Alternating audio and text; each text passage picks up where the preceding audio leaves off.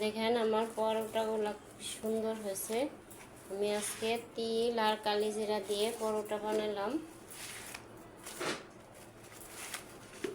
সবজি দিয়ে খাওয়ার জন্য। অনেক ধরনের সবজি একসাথে দিয়ে আমি চিংড়ি মাছ দিয়ে রান্না করছি। এই হাদিসটা খুব ভালো করে শোনেন। আল্লাহ রাব্বুল আলামিন বলেছেন হাদিসে কুদসি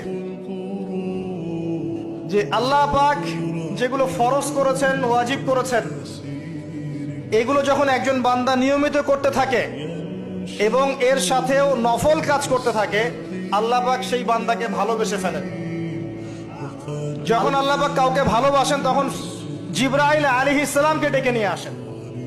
ডেকে নিয়ে এসে বলেন যে পৃথিবীতে অমুকের পুত্র অমুক, তাকে আমি ভালোবাসি, হে জিবরাইল তুমিও তাকে ভালোবাসো।